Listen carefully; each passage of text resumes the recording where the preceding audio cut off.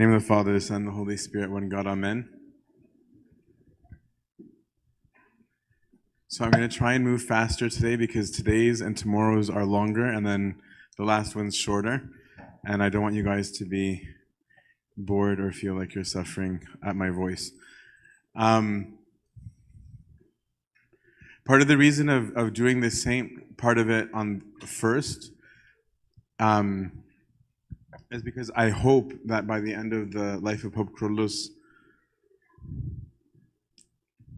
that you have already been meditating on, but also be asking, how do we do it?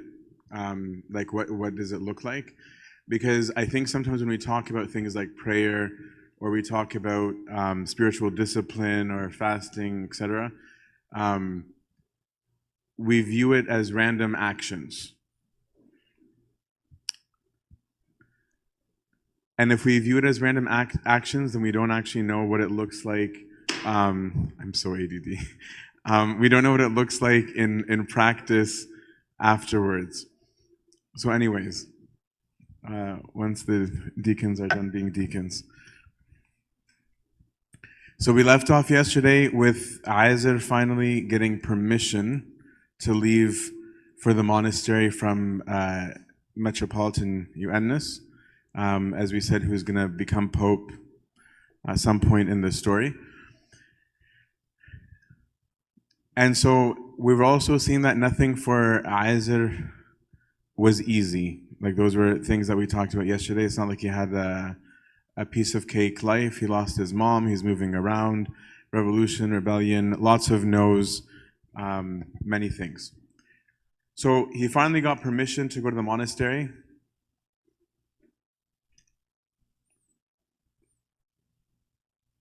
Thanks, guys. But he didn't get to leave for the monastery right away. I don't think people realize it was hard to get physically to the monasteries in those days. So you used to have to find out who's going and when. There's not a paved road. It's a bit of a journey. So while waiting to go to the monastery, he now is going to spend the Apostles' Fast in the church. So this is how serious Aizer was, that even though he wasn't leaving for the monastery tomorrow, he treated it like he went to the monastery that day. So he left the house and he started staying only at the church, right? So he moved out right away and spent the whole Apostles' Fast physically living inside the church. And any monks, remember we talked about how the monks used to come to the area to get donations for the monastery. He would be interviewing them, anybody who came. He's like a little kid excited about his new profession. And so he'd be interviewing them about the lives of the saints, and he said so in his own words. He wrote it. There's a period where it seems like he was asked to write an autobiographical section. So there's a certain amount of autobiography we have from Pope Kyrillos that's incomplete, and he stopped it at some point. But in his own words, he said, I was using that time to meet many of the monks. I sat with them. I listened to the stories of their own lives, as well as the lives of the saints, so I loved them, right? He immediately began to love those that he's going to be with.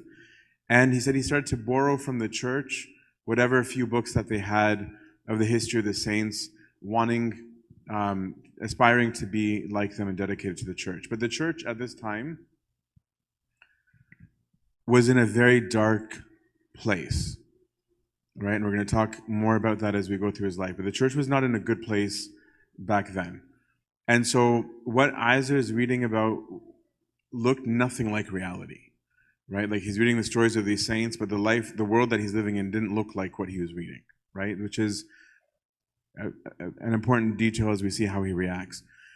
And the scene of his departure towards the monastery, I think, becomes a symbol of what his papacy would look like. The Pope who's a doorman, right? The Pope who's a baweb, right? Like I actually think that's what Pope Kyrillos was. He was a baweb, and loved it. So it was the Feast of Archangel Michael on the day that he's leaving, and he's ecstatic at leaving. So he arrives at St. Mark's grinning ear to ear. He's dressed in his finest suit, but because it's Eid in Melek, it's the Feast of the Archangel. What do we do on the Feast of Archangel? Everybody makes Fitzir Melek, right? So he's coming wearing his best suit, and he's got a basket of fatir malek on his shoulder that's dripping oil all over him. Like that's when it's the perfect image of what he's like as Pope, right? Where he's got the dignity and prestige of the office and couldn't care less about it, right? Because socially this was so unacceptable that he's A, the one carrying it, B, that there's oil all over it. Like this is an era where class and riches made a difference, and he couldn't care less. It was scandalous, really, for the middle class. So he was both unbothered and cheerfully remarked, if the disciples, and again, I'm bringing some of these quotes to realize how biblical Pope Kyrillos was in his speech. He was like, if the disciples were happy to carry the remaining fragments that we read in the Gospel reading the Igbeya, right, that they took up in however many baskets, he goes, who am I? I'm carrying a basket of fatir malek. I'm no better than them. So Mbu Anas had sent one of the monks, Abuna Bishara, to take him to the monastery. And apparently, Mbu Anas told Abuna Bishara, hang on to his stuff because this kid's not going to make it, right? So don't get rid of his clothes, don't get rid of his stuff because chances are he's not going to last. Which again is so typical of Pope Kyrillos that nobody thinks that highly of him, right? Nobody has expectations that he's going to make it. His family and even a representative from work came to send him off, which he probably was very bothered by because he had just wanted to disappear. And he would write that this was the happiest day of his life.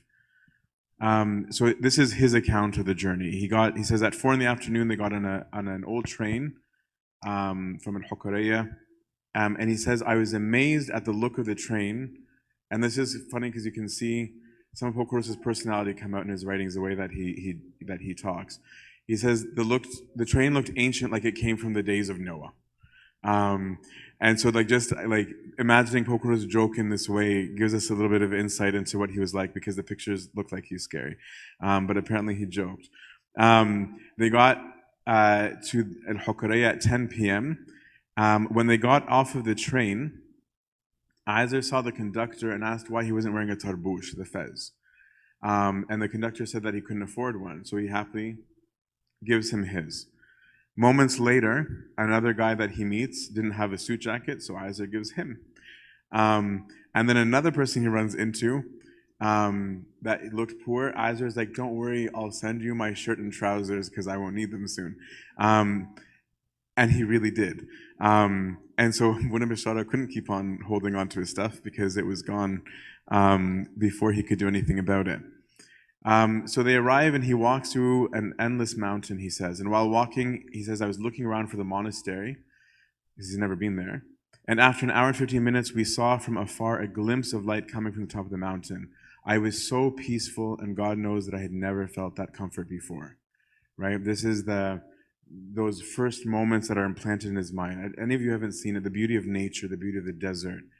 Anyone who's not experienced this needs to. There's a joy in the physical walk, in the hardships of going to the monastery. I know that for me, my retreats to St. Antony's in Egypt, I hated when I got ordained a priest because I would get a ride there, because they don't like priests taking public transit in Egypt. But I enjoyed the hardship of having to take a bus, having to wave down a car, get on top of Arabait al-Maya, the money thing, wait at Il-Madet for hours. There's a different feeling when you've had to labor for something. And so this is what he's doing. He's had to walk all this time in the desert. So he finds himself in front of the door, and the father pointed to a very small door compared to this gigantic building. It was a solid iron door of 2 meters height, 1 meter width. At the top end of the door was a bell. So that whoever arrives in the monastery would ring it, then the priest responsible for the door would come, and through a window overlooking the door would see the visitor, and then they'd open. So when he arrives, all of the monks come out of their cells. They greeted and led them to the palace. It's a room prepared for the guests.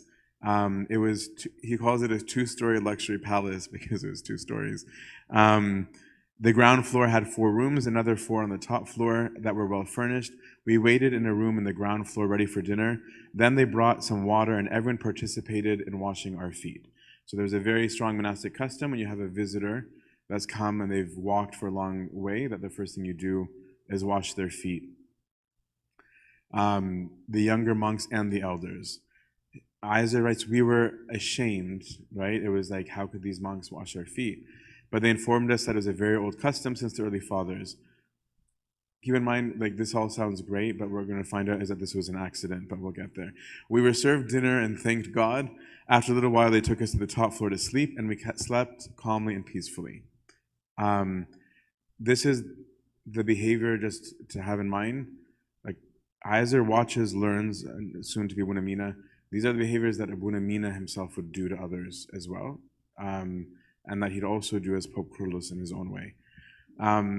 So Isaac was received as a guest, and he spent the night in this guest house that he described. But the issue is that they thought he was a visitor, not a new novice. So this was all a blooper.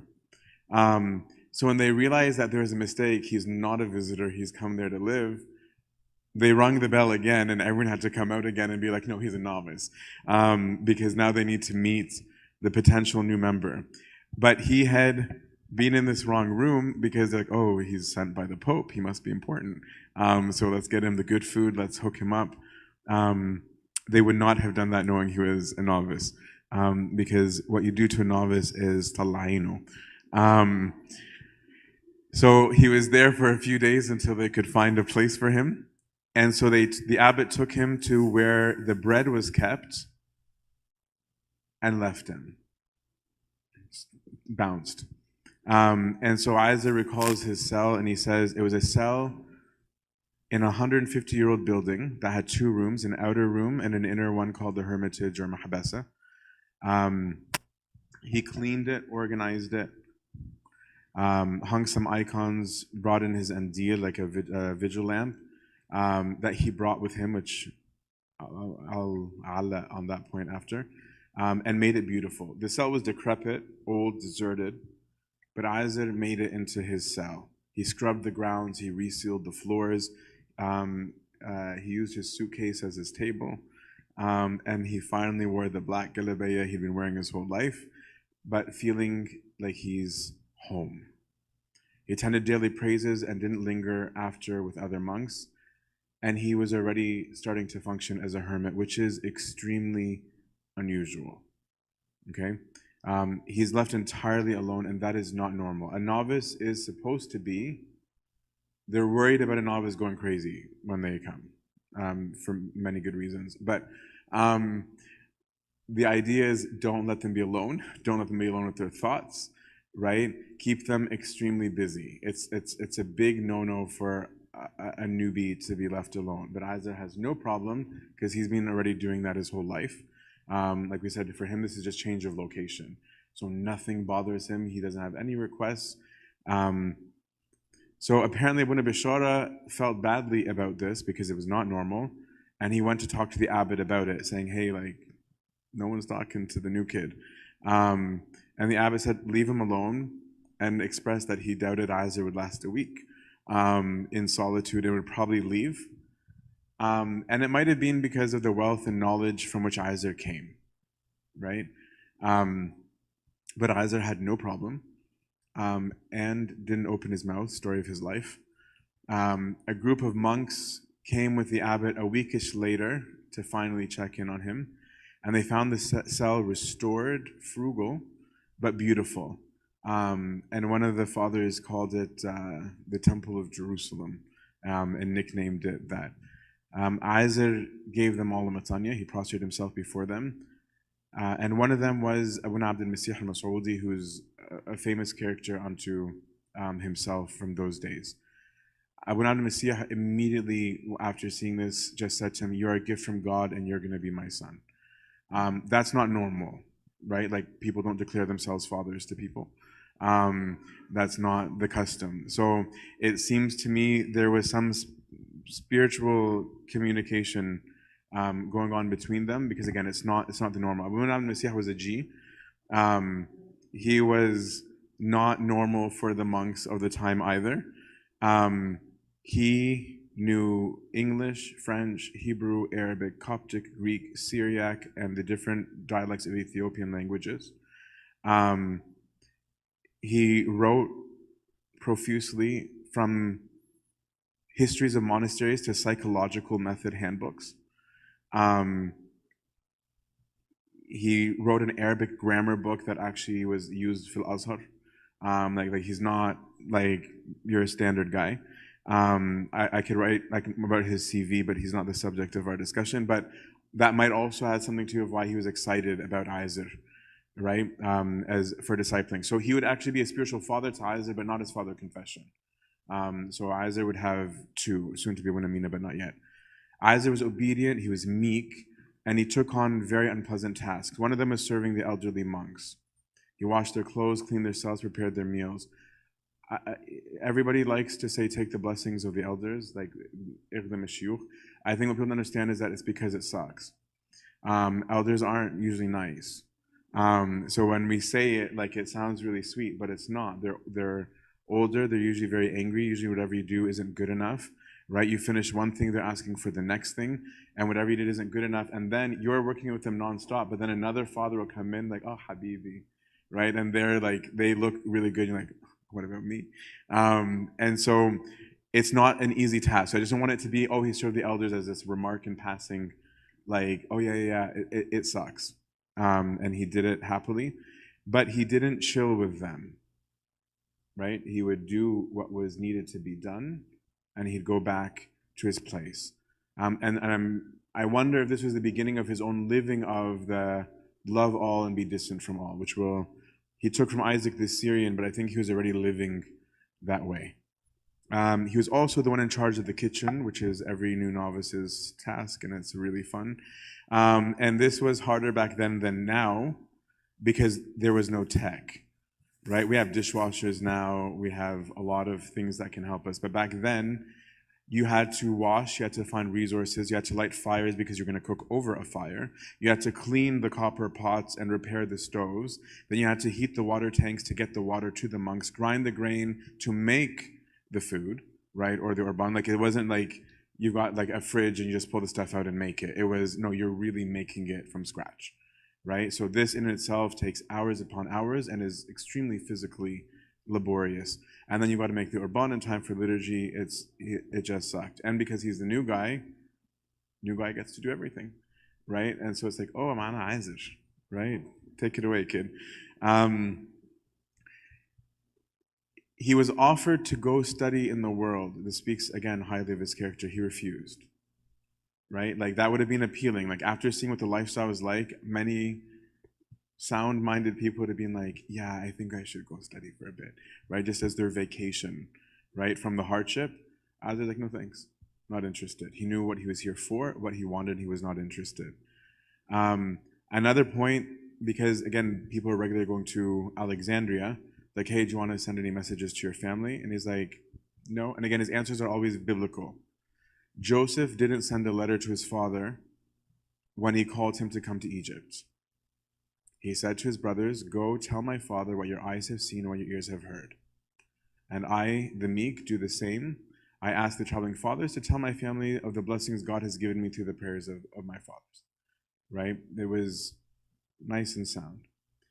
And it's here that we start seeing the hint of the future wonder worker that would be Pope Kyrillos that you've all heard of. Interesting to see when it happens, only because I think we think that miracles and stuff are like Harry Potter style. We just pull it out and say the right things and it does it. Whereas these are more of a grace upon grace, as almost a synergy between God and man when man is seeking to the life of holiness. And it's the story of this lost mule. So there's a mule that they have, and this story was also partially the beginning of Pope Kyrillos' hardships, because he would end up basically being kicked out of this monastery. But he's lost a mule. To the monastery is actually, is this when I switch to the backup? Okay, we're better. The mule is a big deal to the monastery. It's not just because they're obsessed with donkeys. They don't have much, right? So a mule is an important tool, vessel, everything. It's not a small thing. So they lose the mule, and Abuna Armenius was the monk who lost him, and the elder monk loses it, right? He's like throwing a hissy fit, and losing it on everybody, and he's all heck has broken loose. So Isaac speaks up um, because of the tension, and he just says simply, inshallah, kida, yani God willing, one of the Bedouins will bring it. And you know what? If they don't, I'll cover the cost. I'll find a way. I'll pay for the mule. We'll get another mule. Just to what? He doesn't want discord, right? They couldn't calm the Abuna down, and everyone's going nuts. But while they're arguing, the monastery bell rings that there's somebody at the door, and lo and behold, it's a Bedouin asking if anybody lost their mule. It's not clear here whether the miracle is that Isaac knew that was going to happen, or whether God responded because Isaac said it. Could be either, right? So 9 months after his novitiate, it was time for him to be born formally into monasticism, and there was a unanimous agreement about his nomination. That's an achievement. So like to get them all to agree on something is already a big deal, right? There's always somebody annoyed at something in every community where everybody gets falsifu. They're like, I don't know, maybe, and come up with stuff. So the fact that all of them said yes says something very deep about Isaac, right? That he's a character that they can all agree. It reminds me of Saint Antony the Great, the best saint, where Athanasius describes him as a bee, right? How he takes the good from everybody. But Athanasius points out that the way that Antony did this was so good that everyone loved him, right? Like there's people who, if they take from everybody, they get pretentious or they get irritating, right? Where it's just like, yeah, whatever, that guy, right? Whereas he did it in a way that they all loved him, that Athanasius, they called him God beloved, right? So Isaac seems to have had this quality that even though he's not mingling with them all, even though he's not chilling with them all, which could have made people edgy, right? Of being like, why doesn't he like us? Why doesn't he? They saw something different in him enough that they were saying, no, this guy is right. So on February 25th, 1928, at the age of 26, he became a monk in front of the 30 monks, and he broke down in tears. The fathers argued over what to name him. He didn't get to choose. And this is where the relationship between the Blessed Mary Mina came through. They eventually decided to name him after the saint of the day, which was Saint Mina the monk. And with the funeral prayers, Isaac died, and Mina il-Baramusi was born. And at his tonsuring, a monk had taken a vow of silence.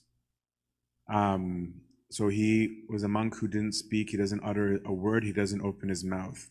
Again, this is these external signs that something's different about Isaac. That this monk who never talks decides that's the day he's going to talk. He broke his silence that day and said, may God's blessings be with you. May he grant you his grace and pave your path so that you will be successful in all you do. May he fill your spirit so that you will be honest to your last breath with the talents that the Lord Jesus Christ will give you to invest them and make them grow. That's a lot of words to come out and very prophetic. And it seems like he probably knew that this was the future pope that had just been tonsured. In his own words, I began to learn the rules of monasticism from the fathers. I started studying the books of the saints, especially those written by the great Isaac the Syrian. I felt the grace of God growing within me day by day. I was obedient to all, and I took their blessings. I was very keen on serving the elders, so I spent 1 year serving the learned Abuna Abdul Masih al-Masoudi that we talked about. I was taught Tazbaha, the psalmody by Hegman Bachoum, who was my father in confession. So that's his FOC. And he named some monks that he served, some of the elders. So at this point, Abuna Abdul Masih asked him to publish a periodical. So he's asked to write. Okay, he would read a patristic or monastic work to prepare, and then he divided the periodical into 3 sections: a theological explanation of something, an excerpt from patristics or the Desert Fathers, and then a narrative section that was sometimes autobiographical, and that's where we're getting a lot of these autobiographical moments, which, and I'm emphasizing, he was told to do. Right? It wasn't like he woke up one day and he's like, I'm just going to write my life. I think people might like it. That he was told to. which in itself is very telling, right? That he's obedient even to something that would have seemed weird, but also very telling because it talks about his self-confidence in the right way, right? There's a self-confidence that's just ego, right? But there's also a sense of just factuality rooted in God, of like, and what am I without God? Where that's the reality of it. It's not fake. It's not the Russia. It's a real sense. But anyways, that's aside. He called this periodical the harbor of salvation. So he spent a lot of his time with this father that we talked about, Abuna al-Mas'udi, and he would have had access at this point, like as Abuna Mina, to the library, to reading, to a lot of manuscripts. But the doors of knowledge were open to him, but his favorite thing was Isaac the Syrian. This project that he was given is probably single-handedly what changed his monastic life. When he encountered the ascetical homilies of St. Isaac the Syrian. He was so taken by this that he scribed, he's rewriting the book into 5 volumes, devouring and memorizing them. And he scribed it 4 more times. So 5 times he wrote the whole book. I don't know if you guys have ever seen the volume. Like, it's this big fat green book, right? That's like, I don't know how many pages. I want to say 300, 350, maybe 400 plus. I don't remember. Peter Abdelmalek probably knows. But he transcribed it at least 5 times, right? Like, that's a lot of work. I wouldn't get through once. But he was vigorous, determined, consummate immersion in the thought and the world of the Syrian, that it entered him, right? The more that he's studying this, he's living it, he's breathing it, he's praying it, he's thinking it. It changed him. Which shows you how you can be immersed so deeply and keep learning from something. Even every time I read the story of Pope Kyrillos, I'm learning something new. St. Antony even more. That every reading of the life of Antony is like a new reading personally for me. And the famous line of love all but be distant from all is actually from Isaac the Syrian. So his personality, his silence and solitude during this time, some people start to perceive as coldness. And I'm bringing it up because, again, even though there's people who like Abuna, he doesn't have it easy. So because he's silent and he's to himself, his older brother came to visit, and apparently his older brother thought he himself was a big deal, because he writes him a letter to tell him off. And we have a sense of what his brother wrote from Abuna Mina's reply to him, which I also like that Abuna Mina replied to him. And the reason I'm saying it is because when they say, oh, do you want to send a message to your family? It's like, no, I have nothing to say. But he also wasn't maksuf, he wasn't like weirded out if they wrote to him to answer back, right? Because there's people who get very like extremist in different directions, but we'll see in Abuna Mina and Pope Kyrillos, he's always just very balanced, very, very balanced. So he writes back to his brother who's told him off, saying, I thank you for your warm feelings and valuable advice, and he's not being sarcastic. As for me, God knows I am quite content with my life. I live as peacefully as I can with everyone, refusing to side with anyone. I live in seclusion in my cell, welcoming all who come to see me, doing my utmost and respecting all young and old. I do not interfere with what does not concern me. I go back and forth straight from the church to my cell, as well as attending to whatever task is entrusted to me. In this, I am the same man before and after monasticism. Do not be concerned about me, as I am depending on God. Have you ever known anyone that trusted in God and was disappointed? Never. Right? Like this is not the tone I would have taken if my brother told me off. God bless Abuna Theodore. I'm not biased towards anyone, nor do I avoid some and socialize with others. Right? It's like I don't differentiate among the fathers, right? Rather, I remain in seclusion from all, even if some of the fathers feel this is a sign of bias. You should know, my beloved Habibi, that I have taken the advice of respected fathers such as Hegumen Mansur and Hegumen Botur, and remained in seclusion in my cell, refusing to interfere in that which does not concern me. I found complete peace in heeding their advice. Our fathers, the saints, said, the one who sits in his cell reciting the Psalms is like a man that beholds the king. and he sits in seclusion weeping over his sins, is like a man in conversation with the king. There's nothing greater than for a man to remain alone in his cell, a man here being specifically a monk, constantly begging God to grant him a fountain of tears to weep over his sins that God may forgive him. When Hagman Philip, the monastery's wakil, the superintendent, read your letter, so the monastery would read your letter first because you're not supposed to have communication. So the wakil has read the letter already. He goes, he read your letter and he was very surprised and said, my son, from the day you came to the monastery, I have never seen you biased against anyone, nor avoiding anyone. You do not mingle with anyone, but have always been happier alone in your cell. From the first day, I did not always keep to myself, but after I dealt with all, I found that not all were suitable for conversing with. Some are of good characters and others not so much. The monastery is but a net that has caught various kinds. The Almighty God has directed me to this path of seclusion. We thank him that he has always directed our steps to the road of peace. So if this were me receiving the letter, I would have been like, Inte melek. Right? Like, you don't even live in the monastery. You're not a monk. You have no clue anything. You come for a visit and you've decided what's wrong with me and how I interact and who I should interact with. You meet this one abuna that you've known for 10 minutes and you come to me with all the advice in the world. And that's why I'm not Pope Kyrillos. Whereas this is not his tone, right? He takes very seriously everything he says. And look at these lessons that we can get just from his response, right? And some of it was very valuable to me now that I've been tonsured, is he says, I was the same before and after. Right? There was not a pre-monk me and a post-monk me. I still dealt with all the same. Some people, when they put on the black, we suddenly have a new persona and everybody becomes Habibi that was not before, right? And we suddenly decide everybody and their mom needs our advice, right? Where we're just dropping pearls, where like, Aizer just, this Aizer and Abuna Mina are the same, right? That they haven't changed. He says he was getting guidance about his behavior. Right? He says, I went and I asked, and they said it would be better for you to behave like this, and so I did. Right? He doesn't act defensively towards his brother, and at the same time, he's not afraid to speak plainly and clear and respond. Right? But his tone's not like, no, I didn't, no, I didn't. It's like, okay, thank you for advice. The reality is this, and this is why I'm doing this.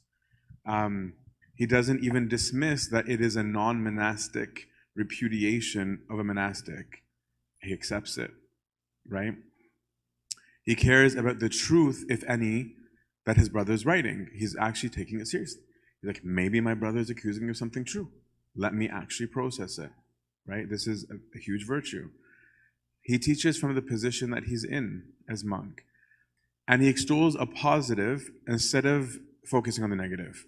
Instead of saying, well, here's what's wrong with the monks, and here's what's wrong with their behaviors, and here's why like it's better, blah, blah, blah. No, he says, solitude is really good. Here's what you can benefit when you're in solitude. That's where his mind goes, right? He doesn't waste his time in the fight and says, no, but solitude's amazing. Who wouldn't want to be at the feet of the king, right? Instead of being like, no, my brothers suck, right? He's like, no, it's not that my brothers suck. It's that my dad is amazing. I just want to be with my dad, right? It's a very different way of dealing with things than most of us.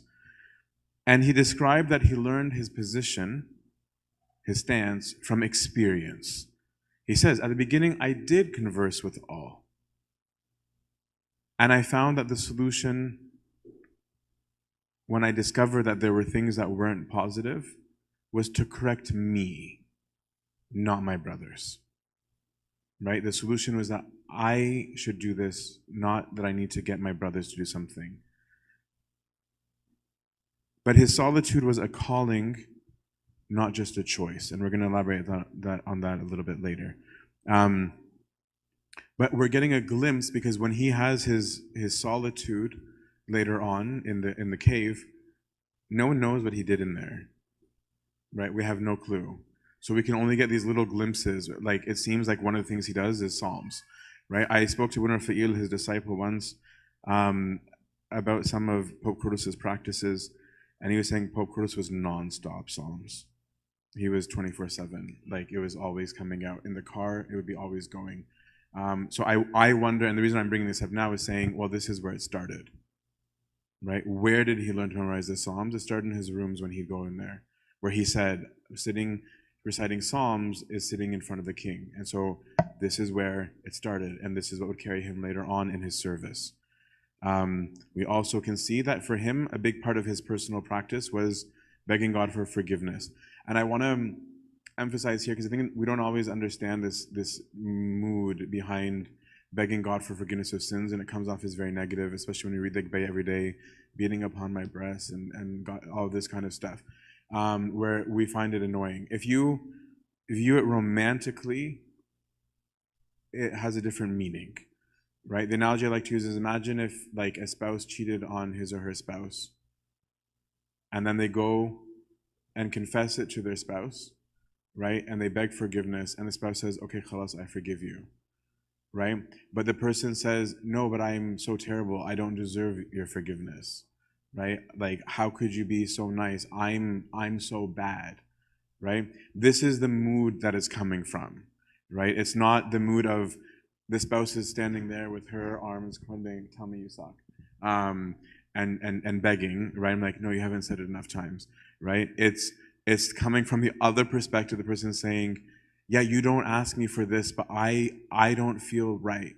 It's not where we all live all the time spiritually, but that's the mood where it's coming from. In 1931, at the age of 29, or almost 29, a month before his birthday, he was ordained a priest by Bishop Demetrius of Ilmanufeya. And again, he wept the whole time, to the point that everybody was crying. And it was a big deal. I mean, you may have seen priests cry during ordination. Monks don't tend to, not because they're arrogant, but just because it's like almost like it's just a passage in the monastery, where you wear white on one day, you're gonna wear black on another, you're gonna be a priest on another day, and then hegumen, like it's like the natural evolution, right? So to them it's just like, yeah, whatever, like cool, I'm gonna be an abuna now, abuna ala nafsi yani. So that he was crying was abnormal, and that's why I think it made everybody cry. The Pope, who's now Ambayuannis, the one who was Metropolitan that sent him, he's now Pope. And he has Abuna Mina on the radar, right? He's like, this is the kid that I know, right? And so he was like, he knows that this guy's been ordained a priest, and so he asks for something very abnormal. Monks don't leave their monasteries. He wants Abuna Mina to yastirm al-zabiha, to receive the oblation, like I don't know what to call it in English, graduation. It's the first time the priest prays the liturgy himself that does the offering. He wanted him to do it in the Patriarchate in Alexandria, which is definitely a statement. So he summons Abuna Mina to come to do that. His Abuna Mina's father, his actual biological father, came to attend and requested from the Pope that Abuna Mina go visit the house, right? Because a monk theoretically shouldn't be visiting. He initially refused, and then the Pope asked for him to go. So he went, but he didn't eat. He went, he's like, okay, I'm here. And then went straight back to the cathedral. He knew himself, right? He was like, no, this is not my place, and we're not doing this Kosa thing. And we're not jumping into the whole, I'm back, I'm not back. I'm in Alexandria because the Pope told me to come to Alexandria, right? I'm not coming on a visit like I graduated and I'm an abuna and I can do whatever I want. He's very self-aware, but very little words. Pope Ioannis then sent him to Halwan in Cairo, to the seminary, which he had refused before, but now it's on the Pope's order, so he goes out of obedience. Pope Ioannis was doing something very nice. He was trying to reform monastic education and lay the foundations for future bishops, right? Where he's like, no, I want a selection of monks who are well-rounded, that are educated, that I can rely on as good teachers. So sending Abuna Mina was his very clear, I have my eyes on this guy.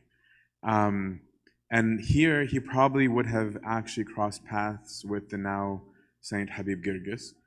And by all accounts, he was incredible at his studies. He was very intelligent, which shouldn't be surprising because he did well in school too. And here we start to see even more the beginnings of the conflicts that are going to dog him throughout his whole entire life, where you can't please anybody. If you're very righteous, nobody likes you. If you're very annoying, nobody likes you. There's no winning. So at this seminary, he finally makes an actual friend. His friend's name is Abuna Kyrillos, who would later become a metropolitan. Because as we said, the Pope had his eyes from here for bishops. And together they would pray Vespers daily, and they do Matins and liturgy daily. That's not normal. You guys only see that as normal specifically because of Pope Kyrillos. That was not a thing, right? This daily not a thing, not a thing, right? Vespers, when Pope Kyrillos became Pope, was almost extinct, right? It was. I mean, that's starting to happen now again, but nobody went. There'd be churches that were just closed. Priests were like, "Why would I go? There's nobody there." So that he's doing this is already weird, and I'm saying that because people don't like weird, even when it's good weird. And so here he's at a seminary. This is the breeding ground of priests and bishops, and they're not liking that these two are praying. And they're not even a burden on anybody. Abuna Mina is making the Urban himself every day. No one's being asked to do a single thing. One morning he goes to make the Urban and finds that the oven has been destroyed. Right? They're that annoyed at what they're doing that they destroy the source of the Urban. It might have been jealousy, might have been that they're weirded out. People don't always feel happy when people, like I've met some tunts where when their kids are imitating Pope Kyrillos and sleeping on the floor, they get worried. Like instead of getting excited of like, okay, good, my kid's taking spirituality seriously. I'm not saying if you're serious, sleep on the floor, but like, I'll be okay, it's weird, but cool that that's his way of thinking. Like, la la la la la, someone fix my kid, right? I'm worried my dad is watching. At one point, he was like, Habibi, I think you go to church too much. But they're upset. So Abuna Mina did not confront. He wants a solution, not a fight. Right? Again, big lesson. Do you want a solution or do you want a confrontation? So he went to the bakery across the street and asked if he could use the guy's oven. And they prayed.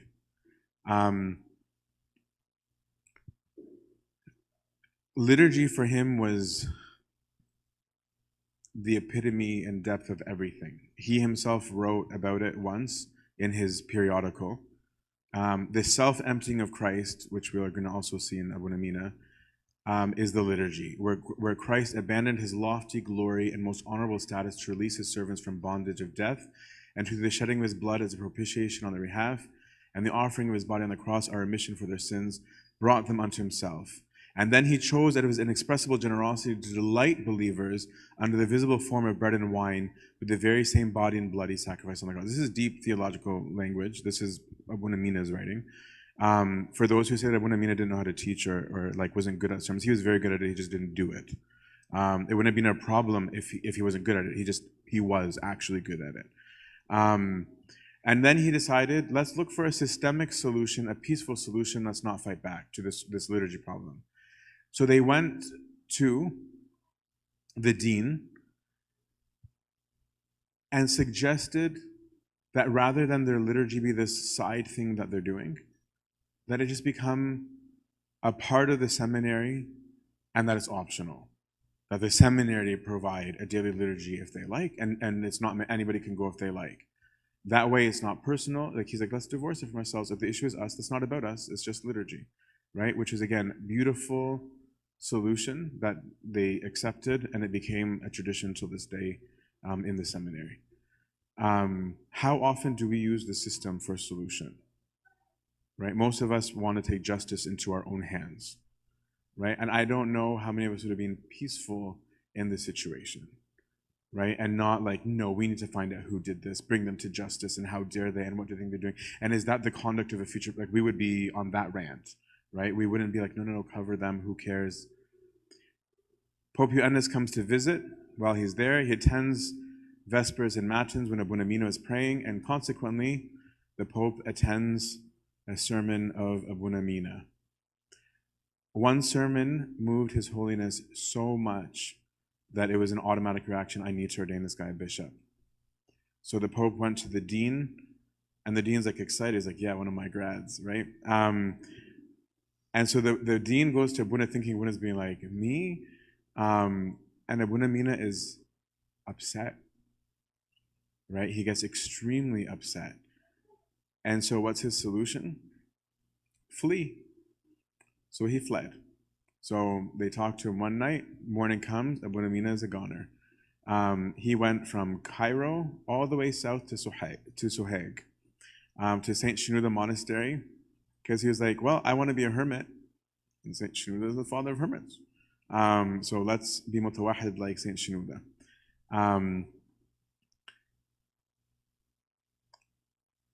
This was a really bad move. It's not a good way to be on the good side of the Pope. Like, he's like, oh wow, he's so humble. It enraged him. He tracks him down, and he exercises, he flexes his papal muscles, because he's in charge of all the monasteries, and says, you have no permission to stay at the monastery. Right? So he's forced out. And he demands that Abuna Mina go to see him. He goes to see the Pope. The Pope is furious. Abuna Mina explained to the Pope that he always wanted, even before he was officially a monk, to be a solitary, and that he viewed everything else as a distraction. And he quoted St. Isaac the Syrian that a monk should never be in the megma in the assembly too long.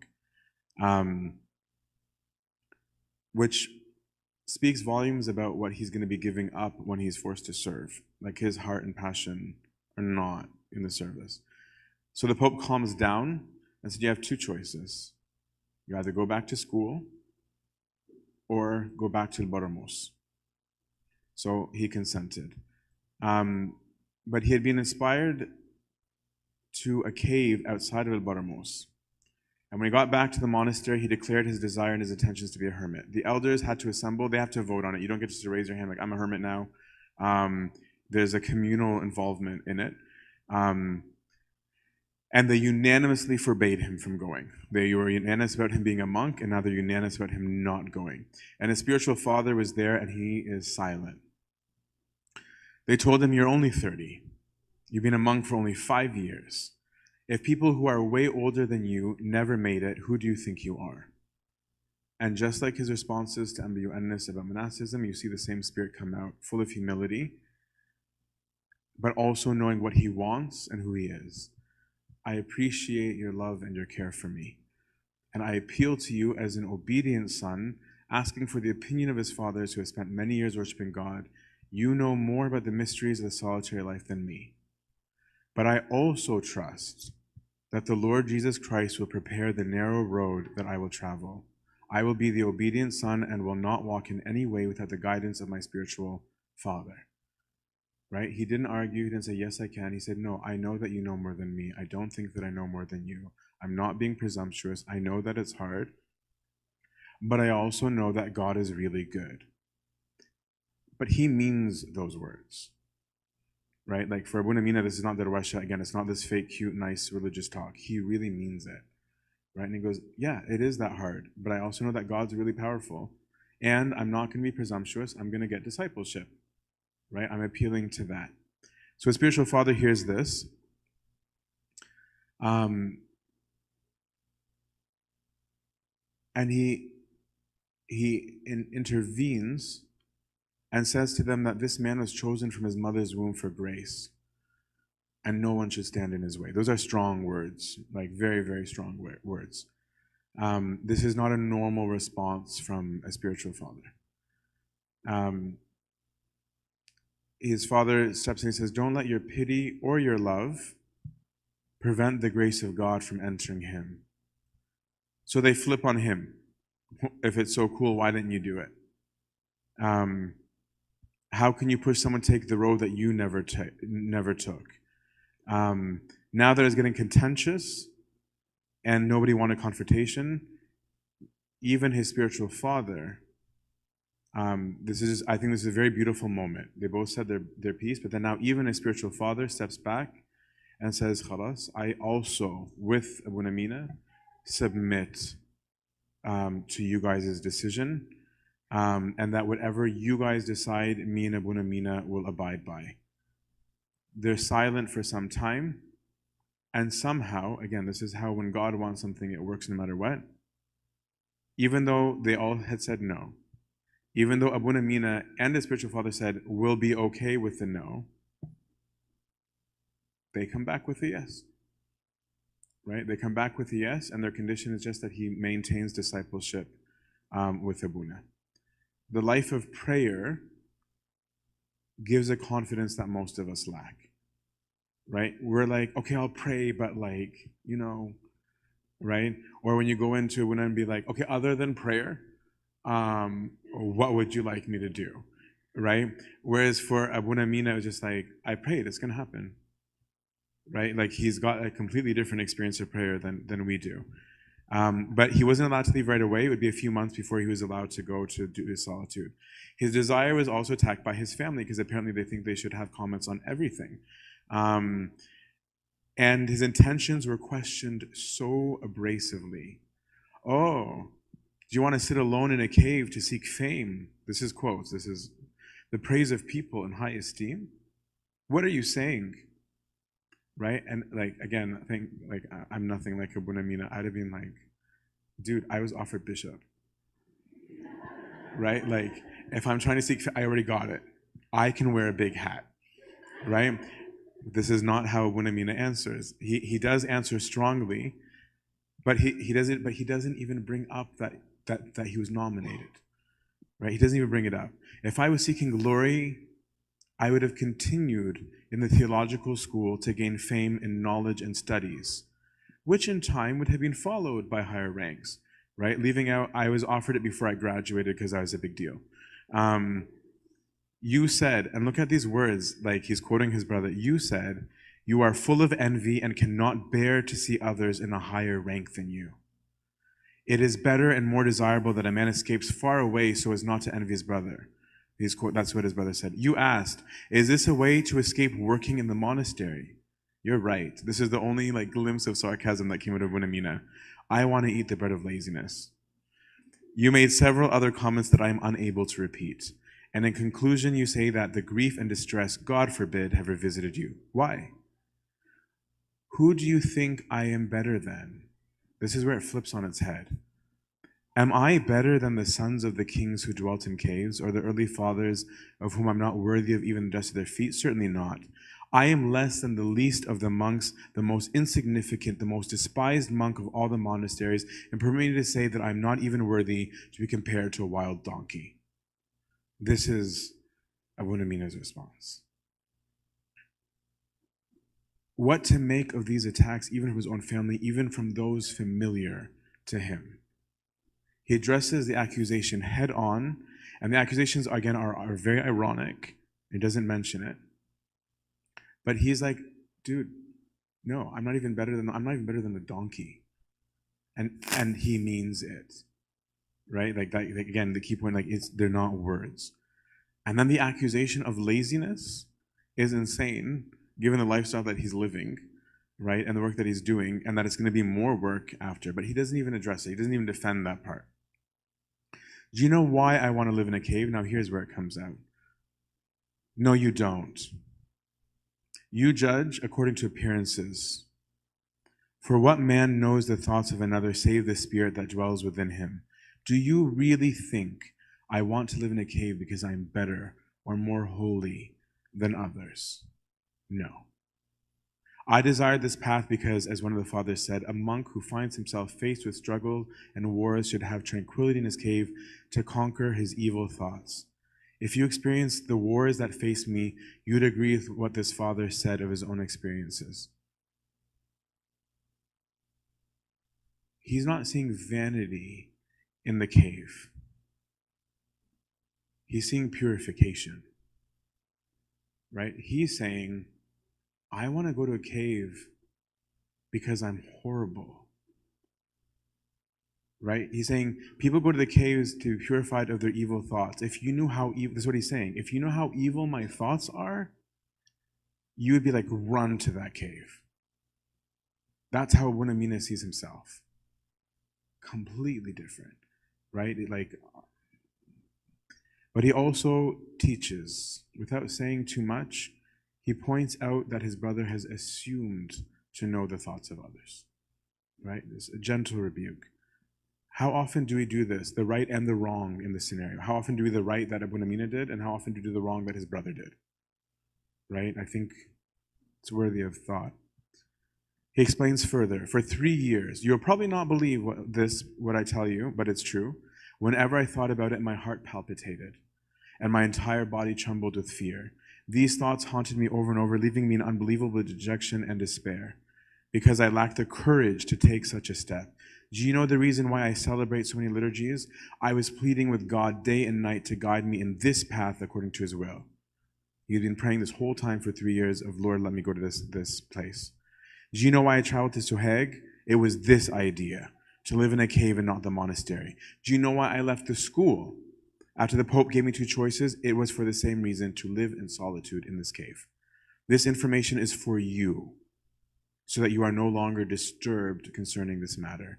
At any rate, for your sake, I will continue to live in the monastery, beseeching the Lord Jesus to look upon with his mercy and prepare the path for me. I will continue to reveal my thoughts to the faithful fathers and seek their advice. I will study the monastic fathers and saints. I will celebrate liturgies, all in the hope that if this is from God, then may it continue. Else, if it is from the enemy, then may it fail. I'm mind blown, right? These are the thoughts of Abunamina, our later pope. Have you ever loved God so much that your heart palpitates, is what he said, at the idea of being alone with him? This is romance like on another level. And like a lover, he's defending his love with such urgency. It's like somebody's accusing him of being unfaithful to God. That's why he's upset, right? It's being saying no, right? It's how could I do that to this person? It's not about how you think that of me. It's how could I do it to this beautiful person? And it gives us glimpses into how he dealt with his own personal problems, his fears, his aspirations, and the altar. They weren't liturgies to just fill time. They served a purpose for him always. And we see that he took the steps towards doing it. He always getting guidance, always revealing his thoughts. And that is what gave him this integrity, that honesty, is why he was always fearless in his response. Right? Because he knows that what he's speaking is true. A person who's hiding is always afraid. A person who knows the truth is never afraid. But he also submits his will. He's like, and if you're right, far be it from me. Maybe you're right. And if so, may it not happen. Right? He doesn't go on strike. He doesn't say, you guys all are horrible people who don't understand me. I'm not talking to you anymore. I'm not going to pray anymore. You don't let me have my way. I'm going to stay in my cell. I'm going to sulk about it. He went about daily life. He remained a faithful member of community. It's amazing and extremely hard. Do not be comforted. Sorry, please be comforted. Do not think too much. Leave the matter in the hands of God. Man cannot obstruct what God has ordained. He believed those words. Finally, in 1934, the new year, after all the debate, he gets to go and live in solitude. They gave their blessings, he bade farewell, and he'd return weekly for the communal Sunday liturgy. He was forbidden from having visitors. Only a laborer would come with some essentials. He didn't take bread so that he wouldn't have food for more than what's needed for a day, which is very cool. That he's not afraid to take things, but he also wanted to work for things. And he also was doing something that only a monastic would understand, I think, of saying, I don't want more than el mirs. I don't want more than what everybody gets, so that nobody accuses me of living off of their labor for free.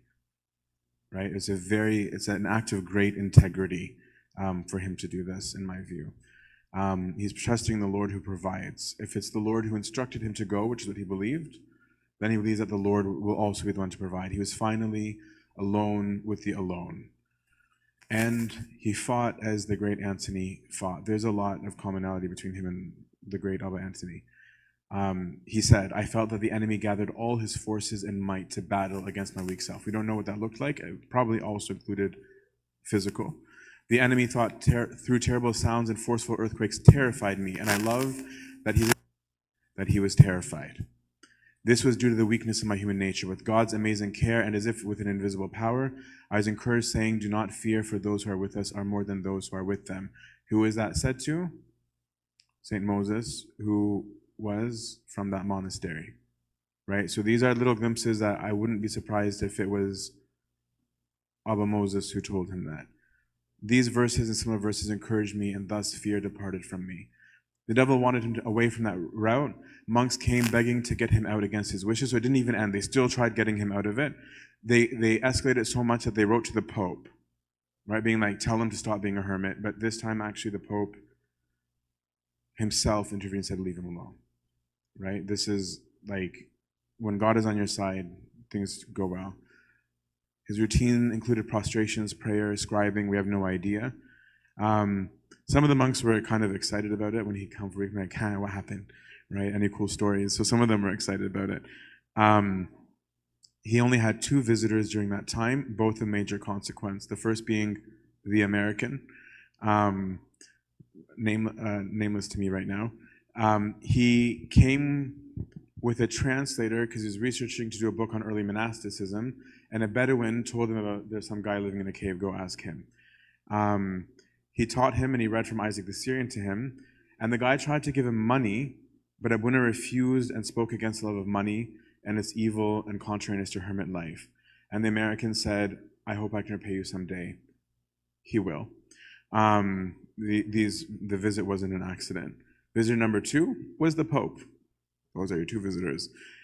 But the beauty of the Pope's visit is that the Pope came saying, I want to take the blessings of this monk, right? This is a beautiful moment where you got the head of the church saying, I'm coming here to take the blessings of him. He was 80 years old and walked an hour just to take the blessings of Abuna Mina. This Pope really loved him. 10 minutes, guys, and I'm done. I'm sorry that I'm a little bit over. Because he went on God's will and not on his own after much prayer, he's not embarrassed to say how hard being a hermit was. He wasn't, and because he always said, I'm only doing this because I think this is what's right, not because I'm vain, he wasn't scared to say that it was hard. He wasn't afraid of being like, I told you so, right? There was no that sense of self because of the meekness and humility of it. His desert fight is a real desert fight. I'm going to skip because of timing, because I want to get some lessons, some of the things he wrote about his desert fight. If you haven't read the book, I encourage you to. But he ends up with the result of saying, anyone who needs to be a hermit has to have fulfilled 3 requirements before he can go. Number 1, blameless intent. They better have a solid reason for going. It better not be vanity, because you'll be eaten alive. And the section that I'm not reading talks to that. He must have canonical prayers, because if you're going to spend that much time alone, you better have structure. And number 3, the most important, spiritual guide. Otherwise, forget it. But shortly he'll be removed from his solitude. And Abuna Mina al-Baramosi would leave his solitude to become known as Abuna Mina the Solitary. But we'll get to that. But in that period, just these meditations now, like the next phase will be the next phase of monastic life. The poor man will never see peace for the rest of his life. He'll be kicked out from place to place. We'll see. He's going to be homeless for a period. He's going to be sleeping on benches. This is who becomes our Pope. But just some lessons for us of what can we take from this period. The reading of the lives of the saints. It affects how people think, how they behave. It affects your moods, right? Even though they were different from what he was in, studying the ideal helps you pursue the ideal in your own surrounding, right? He used the ideal to navigate where he was at. His problems weren't in the books of lives of saints. There's no, and it so happened that one day Abba so-and-so wanted to be a hermit, and they got together and cussed him out and told him, no, you can't, right? That wasn't a story. It was only Abuna Mina's story. But the lives of the saints taught him how to deal with his story, right? They gave him insight on how to navigate. This really struck me, right? Because when I was, so actually I'll come back to that in a second, but discipleship, we always talk about Abuna Mina being a disciple of Isaac the Syrian, which he was. But he was also a disciple to his father of confession and to the archdeacon that we talked about here in the monastery with Abuna al-Masih Masoudi, as well as his father of confession. There has to be discipleship, especially in years of formation, right? There must be. Some spiritual lessons. He was carried away by his excitement in his preparation for the monastery, right? And there's this point that's made in the book that struck me, where it says that he prepared his CV. And I was like, really? Because when I was asked for one, I was a little bit scandalized. I'm like, that's a weird request.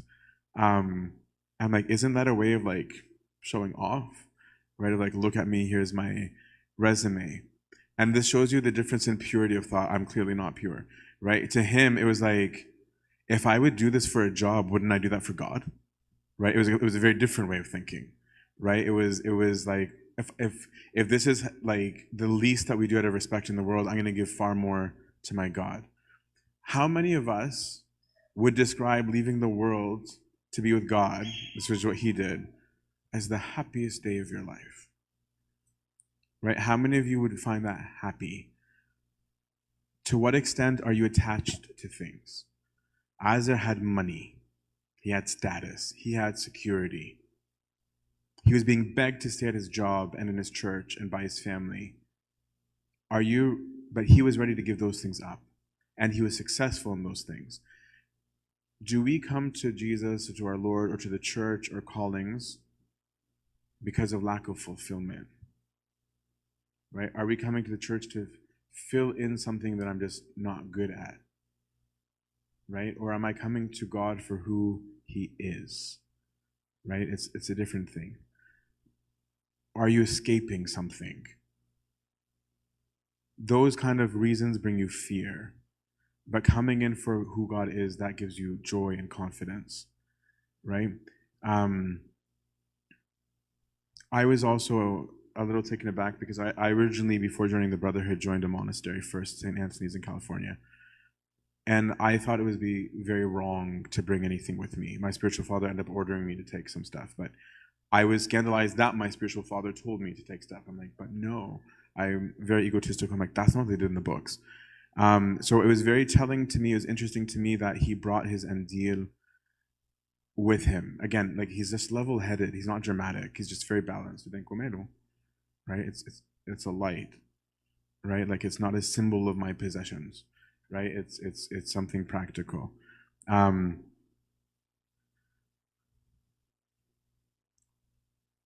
The preparation of his cell is what you also need to think about doing.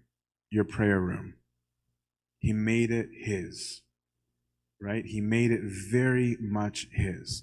The effort in fixing something, making something, right? Pouring your sweat and blood into something, it changes it. These are the things that make things valuable, right? It makes it completely different. Your prayer room can be like this, and so can your heart. If you do work on you.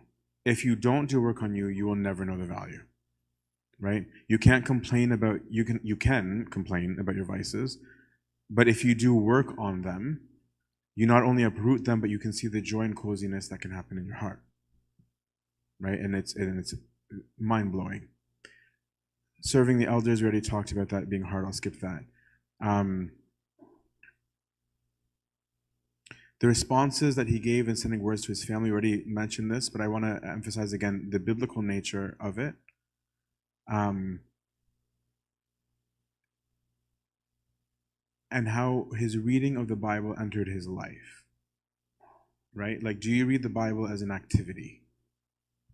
Or are you reading the Bible to find out who God is? And are you reading the Bible to find out who you are and how you're supposed to look and live?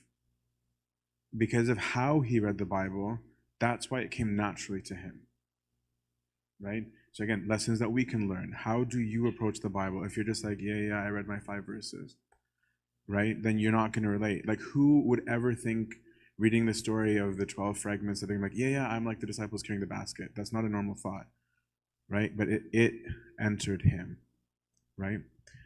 The first miracle, no comment is made, right? Like if it affected his thoughts, we have no idea, right? Like straight up, if that was me, I'd be like, did I do that? Right? Like, maybe the Bedouins will come, and they come. Many of us would be like, "Naisha durba kul yom," like maybe, right? And start testing new like things out. But if it affected him, we have no idea. It doesn't seem like it. And as we'll see when he's Pope, it doesn't affect him. There's stories of Pope Kyrillos doing an exorcism while asleep, just somebody walking by his room, right? And there's one time where he even references like, we're casting out demons. And he's like, look at what the Lord is doing, right? He was so rooted in the source of it, right? That because of his humility, God can trust him. Because he doesn't rob others or God vainly, right? Then God is like, I can trust this person with my grace, right? I'm not worried that this guy is going to use it wrongly or abuse it or flaunt it or show it off or subjugate people. I trust him, right? Right away. The name Mina. Sometimes we complain about our relationship with the saints, right? Of like, I tried, I'm talking to them, I do whatever, there ain't nothing happening, right? It's not clear before this event of his tonsuring that Mary Mina has ever appeared to him or spoken to him. There's nothing evident.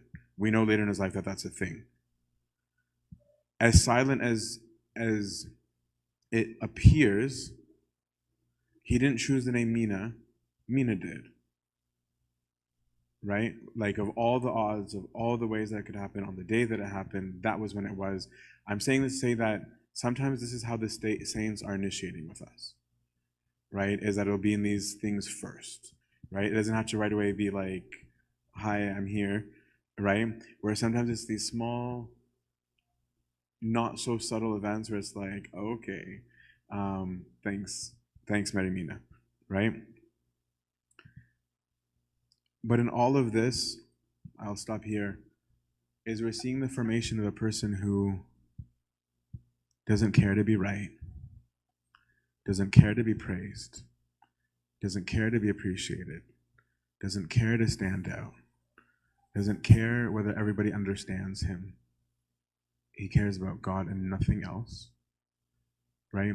He flees vanity, he flees praise, and this is what's going to carry him through the next roughly 30, 40 years of misery. Like he goes through a lot. So we'll pick up tomorrow with his exit from the monastery, his ministry from within the worlds, and then the last talk will be his elevation to the throne of St. Mark. His prayers be with us, and glory be to God forever and ever. Amen.